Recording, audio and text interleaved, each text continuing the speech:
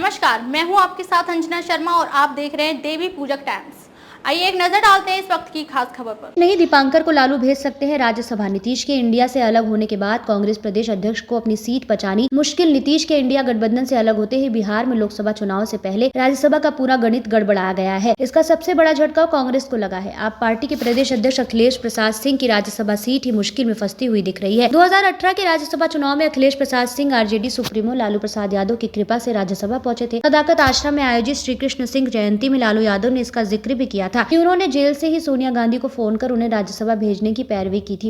हालांकि इस बार ऐसा होता संभव नहीं दिख रहा है। दरअसल बिहार में राज्यसभा की खाली हो रही 6 सीटों के लिए सभी पार्टियों ने गुणा गणित करना शुरू कर दिया है। 8 फरवरी से नॉमिनेशन के साथ शुरू हो रही चुनाव की इस प्रक्रिया में राजद की तरफ से जहां सिटिंग सांसदों मनोज झा और अशफाक करीम को रिपीट करने की चर्चा है, वहीं जदयू इस बार चौंका जा सकता है। पार्टी की तरफ से संजय झा को दिल्ली भेजने की चर्चा है। प्रदेश भाजपा की तरफ से लगभग 12 से ज्यादा नामों की लिस्ट केंद्रीय नेतृत्व को सौंपी गई है। पहली बार लेफ्ट के कैंडिडेट पहुंच सकते हैं राज्यसभा। इन सबके बीच सबसे ज्यादा चर्चा भाकपा माले की हो रही है। माले की तरफ से पहली बार बिहार को अपना उम्मीदवार राज्यसभा भेजने का दावा किया जा रहा है। पार्टी यहां से अपने राष्ट्रीय महासचिव दीपांकर भट्टाचार्य को राज्यसभा भेजना चाहती है। माले के प्रदेश सचिव कुणाल ने दैनिक भास्कर को बताया कि वे लोग हमेशा दूसरे दलों के लिए वोट करते रहे हैं, इस बार चाहते हैं कि उनके नेता को भेजा जाए। उन्होंने बताया कि महागठबंधन के शीर्ष नेताओं तक अपनी मंशा पहुंचा दिए है। लेफ्ट और कांग्रेस दोनों को एक दूसरे की जरूरत है। बिहार में एक सीट के लिए कम से कम 35 विधायकों के वोट को जरूरत है। लेफ्ट में माले के 12, सीपीआई के 2 और सीपीएम के 2 को मिला दे तो इनकी संख्या 16 होती है। वहीं कांग्रेस के पास 19 विधायक है। अपने नेता को राज्यसभा भेजने के लिए दोनों को एक दूसरे की जरूरत होगी। बिना मदद के दोनों में से किसी के नेता राज्यसभा नहीं जा सकते। भाकपा माले बिना शर्त महागठबंधन सरकार को